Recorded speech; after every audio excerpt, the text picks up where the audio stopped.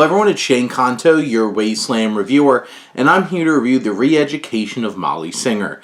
And this is a new comedy from Lionsgate and director Andy Palmer, written by Todd M. Friedman and Kevin Haskin. And this film focuses on Molly Singer, played by Britt Robinson, who is not exactly in a great place. She still acts like she's in college, her heyday. She's a young lawyer. She gets insanely drunk with her friend, Ollie, played by Nico Santos, and she gets late to work, and then, unfortunately, she misses a really important case and gets fired.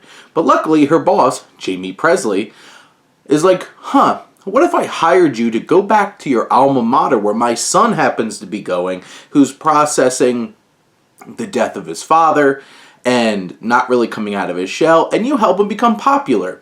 Her son, Elliot, played by Ty Simpkins, and you're just like, this is going to be what this movie's about, and it's as absurd as it sounds. It feels so 90s, like 90s comedy ridiculous, maybe 80s comedy ridiculous. It's such an absurd concept. If you hear the synopsis here, and you're just like, that's stupid, that's ridiculous, you're probably not going to enjoy this movie. Especially because this movie is 2 hours. Somehow, this movie is 2 hours. If you're like, okay, that seems like it could be funny, okay, well, you're good going in. But it's still 2 hours. It tries to deliver on these emotional beats, like the relationship between Jamie Presley's Brenda and her son, Simpkins' Elliot, of like him processing grief and stuff like that. You have Molly Singer trying to like grow up, but basically most of this film is her trying to live it up like it was college again, and living in her element, getting wasted, and all of these kinds of things.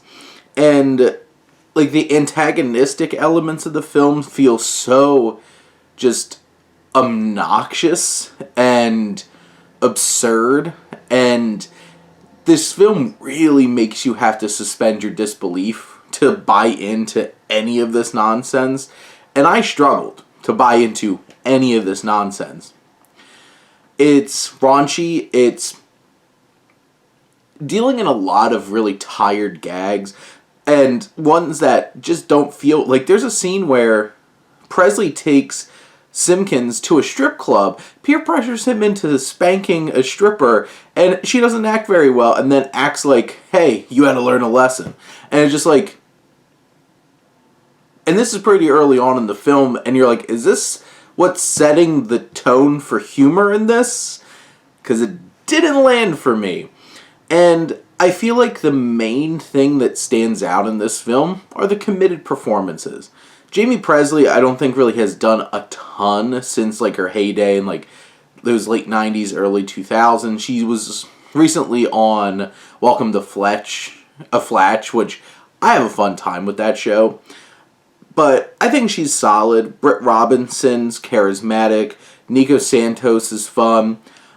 Even when he's having sex with like a really obnoxious like MAGA young woman who's true American and trying to make him like feel like he's having sex with a real woman because she's a real American. I'm just like, wow, this is an interesting gag to have in this movie.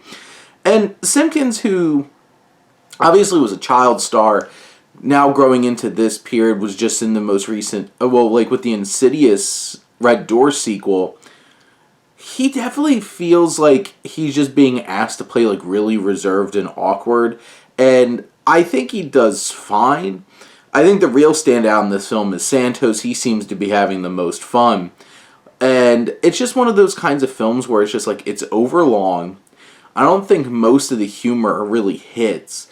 You have a committed cast who are trying to make this film work, and it's just such an unbelievable plot and concept that this film is based on. It's just hard to connect to, and you're just like, I don't know if I buy into this.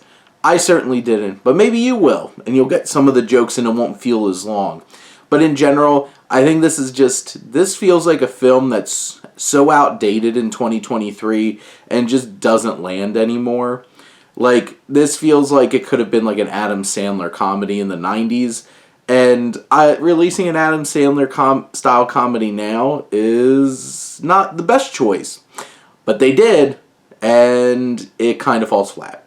But those are my thoughts on the re-education of Molly Singer. Let me know what you think, and let's talk some movies. But thank you as always for tuning in and supporting your Wasteland reviewer.